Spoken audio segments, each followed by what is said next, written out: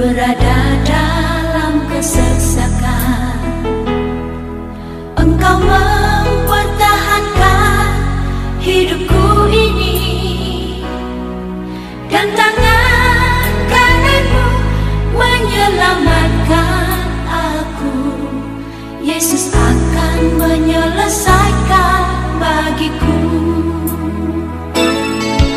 Jika aku berada dalam kesesakan, Engkau mempertahankan hidupku ini, dan tangan kananmu menyelamatkan aku. Yesus akan menyelesaikan bagiku. Ku bersyukur buat kasih-Mu yang tak pernah berubah. Ku bersyukur buat kebaikan-Mu sekarang dan selama-lamanya. Ku bersyukur buat kasih-Mu yang tak pernah berubah. Ku bersyukur buat kebaikan-Mu sekarang dan selama-lamanya. Shalom dan selamat pagi jemaat Tuhan yang terkasih dalam nama Yesus Kristus. Kita bertemu lagi dalam Sapaan Teduh Klasis Jakarta Kalimantan untuk hari Sabtu pagi ini. Untuk memulai Sapaan Teduh kita, mari kita bersatu di dalam doa. Kami bersyukur ya Bapa untuk penyertaan-Mu dan perlindungan-Mu dalam istirahat kami. Dan kami bersyukur Engkau izinkan kami bangun memasuki hari yang baru. Dan untuk memulai hari ini, kami rindu disapa oleh firman Tuhan. Berbicaralah kepada kami melalui hamba-Mu dan Roh Kudus yang memberikan pengertian bagi kami. Dalam nama Yesus kami berdoa, amin. Firman Tuhan yang menjadi dasar perenungan kita diambil dari Ratapan 3 ayat 27. Adalah baik bagi seorang pria memikul kuk pada masa mudanya. Bapak Ibu saudara-saudara yang terkasih, pasti kita pernah mendengar perkataan penyesalan selalu datang terlambat. Pernahkah kita mendengar atau justru mengandai-andaikan, seandainya dulu saya belajar lebih rajin, mungkin saat ini pekerjaan saya lebih baik. Seandainya dulu saya menabung lebih pintar, tidak berfoya-foya, mungkin saat ini keuangan saya akan lebih stabil. Seandainya dulu saya lebih banyak menghabiskan waktu dengan keluarga. Seandainya dulu saya lebih setia dalam beribadah kepada Tuhan. Dan seandainya yang lain, yang tentunya kita sama-sama tahu tidak akan bisa diulang karena waktu tidak bisa kembali. Agaknya inilah yang menjadi pesan pertama dalam renungan kita, bahwa jangan sampai ada penyesalan. Sedini mungkin selagi masih ada waktu, mari kita lakukan apa yang benar di hadapan Tuhan. Memikul kuk banyak maknanya. Pada dasarnya kuk biasanya dipakaikan pada hewan seperti lembu atau sapi. Itu adalah kayu cabang 2 yang dipasang di lehernya untuk bisa menarik kereta yang biasanya berbeban berat ya. Untuk melakukan, jadi dipasang di leher, itu memang sudah berat, tapi untuk melakukan pekerjaan yang tadinya sangat berat menjadi lebih ringan. Itulah fungsi kuk bagi hewan yang menarik kereta. Kuk juga dalam Alkitab bisa diartikan beban-beban beragama yang bentuknya seperti aturan-aturan, pasal-pasal undang-undang yang membuat seolah-olah seperti terkekang jemaat.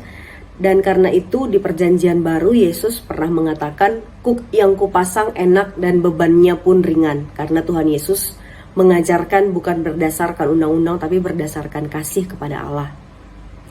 Kuk itu juga berarti lambang ketundukan. Kalau sudah dipasangkan kuk, maka harus taat tanpa bantahan kepada majikan atau tuan. Dan inilah yang dikatakan dalam ratapan, memikul kuk pada masa mudanya adalah sesuatu yang baik. Memikul kuk walaupun berat tidak selalu bermakna buruk ternyata. Karena kuk atau beban itu ternyata bisa membuat kita mampu untuk melakukan hal-hal besar yang diinginkan oleh Tuhan kita. Hal-hal besar yang diinginkan oleh Tuhan kita. Kuk itu berarti disiplin. Menjadi orang-orang disiplin butuh latihan yang cukup panjang dan lama. Karena itu dimulai dari masa muda. Untuk menjadikan disiplin itu bagian dari diri. Baik itu disiplin waktu, disiplin keuangan, disiplin rohani. Semuanya harus dimulai sejak dini. Ratapan 3 ayat 27 menjelaskan bahwa kuk itu dipikul pada masa muda. Bapak Ibu Saudara, kita pasti setuju bahwa masa muda adalah jiwa yang penuh dengan semangat, mau mencoba, melihat banyak hal, tetapi di situ juga banyak godaan. Kalau tidak ada iman, tanpa adanya iman, ini bisa menjadi tidak terkendali, dan masa muda itu bisa sia-sia karena jatuh ke jalan yang salah. Karena itu harus tetap ada penahan, yaitu mengingatkan bahwa Tuhan ingin kita hidup kudus, menjaga kekudusan. Mari jangan lakukan hal-hal yang akan menjadi penyesalan di kemudian hari. Walau seperti kuk rasanya, ya ada tanggung jawab, ada waktu-waktu yang harusnya bisa dihabiskan kalau orang-orang muda dengan kesenangan, tetapi diingatkan untuk terus melakukan yang Tuhan kehendaki, seolah-olah seperti kuk, tetapi itulah yang akan berguna bagi hidup. Dan Bapak Ibu Saudara yang terkasih, bukan untuk orang muda saja firman hari ini berkata-kata, tetapi bagi kita semua, yaitu untuk tidak mencari cara lepas dari peraturan-peraturannya Tuhan. Karena kita dipanggil untuk taat sampai ujung umur kita. Disiplin rohani itu perlu dipelihara memang sejak dini, tetapi dipelihara sampai kita tidak lagi ada di dunia ini. Dan itu terus dilatih, terus menerus harus dilatih sampai menjadi sebuah disiplin. Dalam hal inilah tidak ada kata terlambat.